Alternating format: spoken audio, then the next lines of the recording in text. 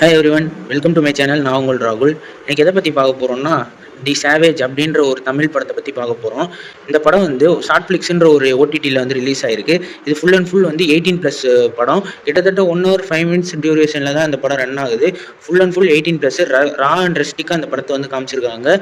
இந்த படத்தை டைரக்ட் பண்ணியிருக்கிறது காலிஸ். ஹீரோவும் இதில் ப்ளே பண்ணியிருக்காரு. இந்த படத்தோட கதை என்னன்னு பார்த்தீங்கன்னா, 2040 நடக்கிற மாதிரி காமிச்சிருப்பாங்க. இதில் ஹீரோயின் வந்து என்ன பண்ணுறாங்கன்னா, லெஸ்பியனாக இருக்காங்க. அதாவது வந்து ஒரு பொண்ணு கூட வந்து தொடர்பில் இருக்காங்க.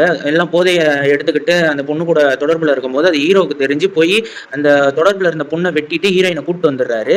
எதுக்காண்டி ஹீரோயினை வந்து கூப்பிட்டு வந்தாரு, என்னென்ன நடந்துச்சு அப்படின்றத வந்து சொல்றது இந்த படம். அது மட்டும் இல்லாமல் வந்து இதில் வந்து 2040 என்னென்ன மாதிரி சட்ட திருத்தங்கள்லாம் கொண்டு வராங்க கவர்மெண்ட், அதெல்லாம் எடுத்து சொல்லியிருக்காங்க. ஹீரோ வந்து இந்த ஓரின சேர்க்கை இதெல்லாம் விரும்பாதவர்னு நினைக்கிறேன். அது விரும்புகிற அதுக்கு அப்படியே ஆப்போசிட்ல தான் இந்த படத்தோட கதையவே அமைச்சிருக்காரு. 2040 வந்து மனிதர்களை தாண்டி விலங்குகள் கூட எல்லாம் வந்து செக்ஸ் இன்டர்கோர்ஸ் வச்சிருக்கதா வந்து இந்த படத்துல சொல்லியிருக்காங்க. அப்படி வந்து 2040 மாற போறத வந்து ஒரு கற்பனையா இந்த படத்துல எடுத்து வச்சிருக்காரு. அது மட்டும் இல்லாம வந்து இந்த மாதிரி திட்டங்கள்லாம் வந்து கொண்டு வர மாதிரி காமிச்சது வந்து ஒரு மாதிரியா தான் இருந்துச்சு. ரொம்ப ஆக்வர்டா தான் இருந்துச்சு. கூட சுத்துற ஃப்ரெண்ட் எல்லாம் வந்து ஒரு மாதிரி பண்ணிட்டு இருக்கதெல்லாம் வந்து நல்லா ஆக்வர்டா தான் காமிச்சிருக்காங்க. ஒரு மாதிரியா தான் இருந்துச்சு. ஃபுல் அண்ட் ஃபுல் வந்து கெட்ட வார்த்தை பீப்பு போடாமே ஃபுல்லா வரும்.